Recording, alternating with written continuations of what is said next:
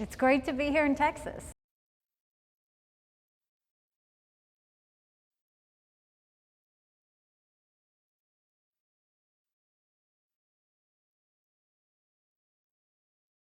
Well, I think first I talk about the fact that I had a double-digit unemployment state and we turned it into an economic powerhouse. We passed the toughest illegal immigration law in the country. We did voter ID, we did tort reform, we did pension reform, we cut taxes. We really turned South Carolina in what they called the beast of the Southeast. Then I went to the UN and I took the kick me sign off of our backs and America was respected again at the UN.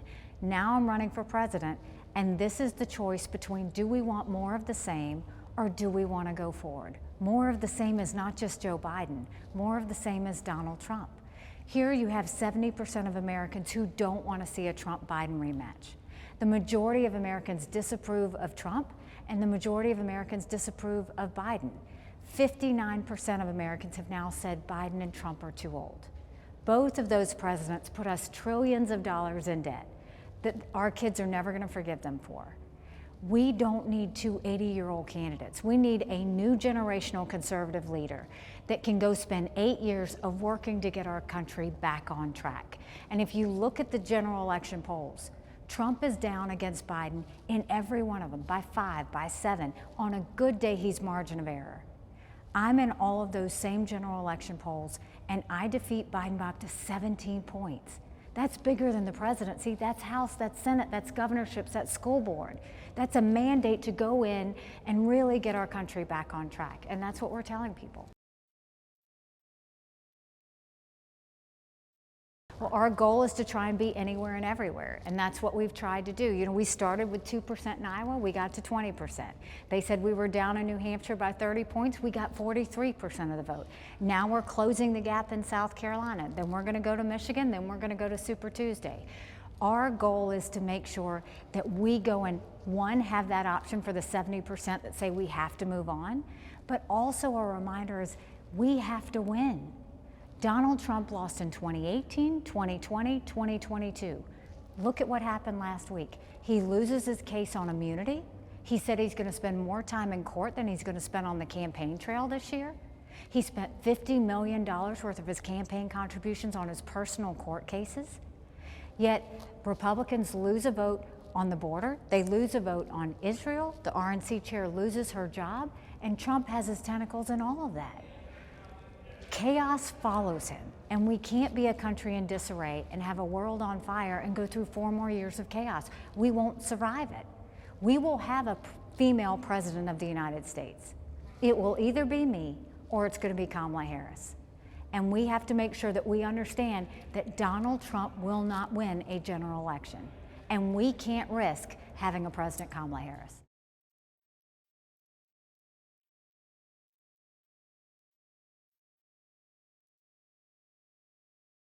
Well, I think I'm going to count it. And I think if you look at the wasteful spending of Republicans and Democrats, that needs to stop. President Trump has surrounded himself with the political elite. But these are the same political elite who've spent like drunken sailors. They've raided Social Security, and they continue to waste taxpayer dollars. Everybody talks about the economy when Trump was president. He put us $8 trillion in debt in just 4 years. 25% of that was COVID, and $1 out of every $7 was spent fraudulently. He didn't even make sure that it was handled right. 75% of that was growing government. Then you go and you look at the fact that now he wants to put tariffs on every product coming into our country, from baby strollers to appliances. That's an increase in taxes on every American family by $2,800. He wants to cut Social Security in 10 years by 24% by not touching it at all. And then you go and you look at what he's saying about national security. He's encouraging Putin to invade countries who don't pull their weight. We're supposed to be trying to prevent war, not start war. We've got to start getting our economy on track. We've got to close our border. We've got to secure our country in a way that doesn't have the chaos and division. And the tone at the top matters. And we can't have two 80-year-olds who can't put in 4 years, who are so focused on their own issues that we're not going to get that done.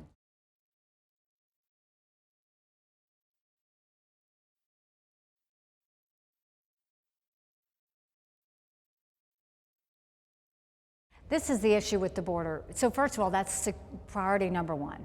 America's acting like it's September 10th, and we better remember what September 12th felt like, because it only takes one person to have a 9/11 moment. The good part of that bill was it strengthened asylum laws. We've got to do that. 3 million illegal immigrants came in under Trump's watch because we didn't have strong enough asylum laws.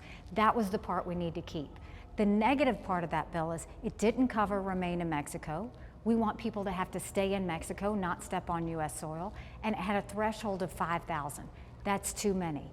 What should have happened, and what should still happen, is Republicans and Democrats need to get in a room and not come out until they fix this. They don't get to go home. This is a national security threat. They should fix it. The problem is you've got Trump telling Republicans don't pass anything until the general election. That's downright dangerous. We can't wait until the general election. This is a national security threat. They need to go get the bill right, make sure they pull something out so that we can protect Americans. And that's not happening. It's not happening because of Trump, and it's not happening because Republicans and Democrats in Congress refuse to do their job.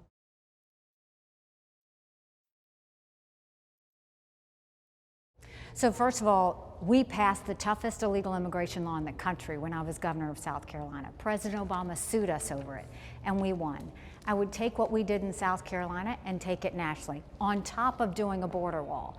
We should make sure we do a national E-Verify program where businesses have to prove that the people they hire are in this country legally. We should defund sanctuary cities once and for all. We should put 25,000 Border Patrol and ICE agents on the ground and let them do their job. Go back to the Remain in Mexico policy so that no one steps foot on US soil, and instead of catch and release, we should go to catch and deport. That's how we'll solve what's happening on the issue with the border.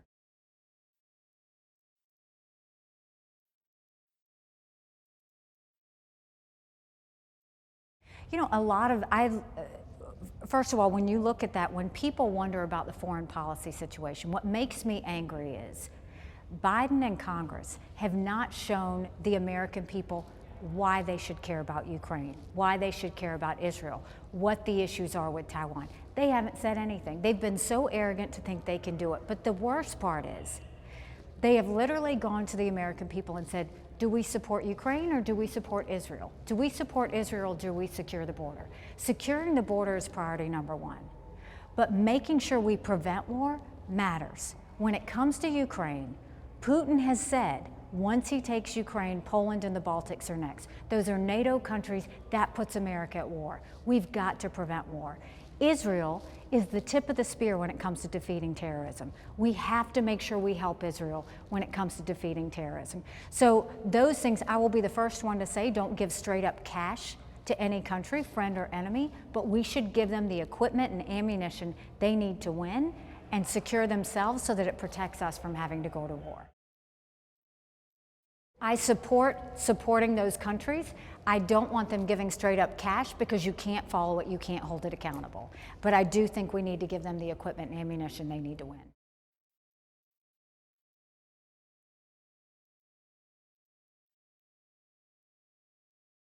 No, because there were 14 people in the race. I defeated a dozen of the fellas. I got one more to catch up to. The goal was to take them out one at a time. Now it's 1-to-1 with Trump. And now we're going and showing the differences between Trump and between me. And so we did what we needed to when we needed to do it. We are showing people, one, you can't win with Trump. Two, we can't continue with the chaos that we have. And we've got to start getting our country back on track. I don't want my kids to live like this. I don't want anybody's kids to live like this. We've got to start focusing on what Americans need. You look at Trump, whether it was the rant he had after we got 43% New Hampshire, or whether, and he was talking about revenge, or whether it was after he lost his court case and he was talking about being a victim. The problem is at no point did he ever talk about the American people. He never talked about how he was going to solve the economy or education or the border or bringing law and order back to our cities or preventing war. He never talked about that. All he did was talk about himself. And that's the problem. Joe Biden and Donald Trump, all they do is talk about themselves. They never focus on the American people. That's what we want to change.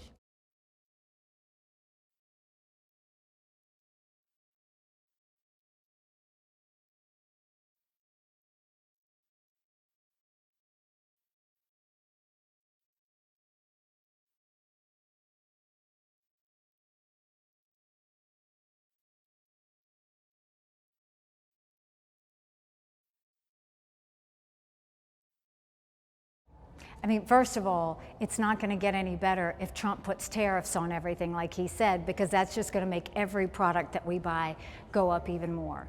But look at the fact we're $34 trillion in debt. We're having to borrow money just to make our interest payments. China owns some of that debt.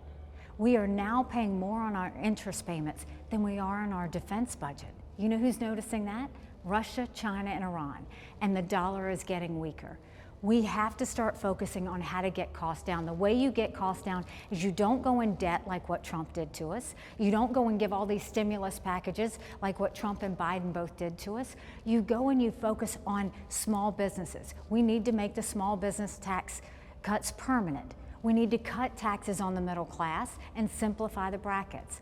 I want to eliminate the federal gas and diesel tax in this country.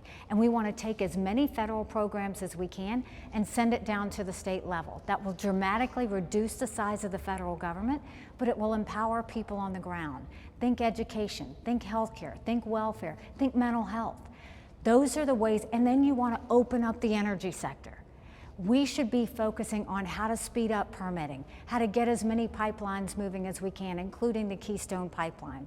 We need to move the EPA out of the way. Right now they care more about sagebrush lizards than they do about whether we can afford our utility bill.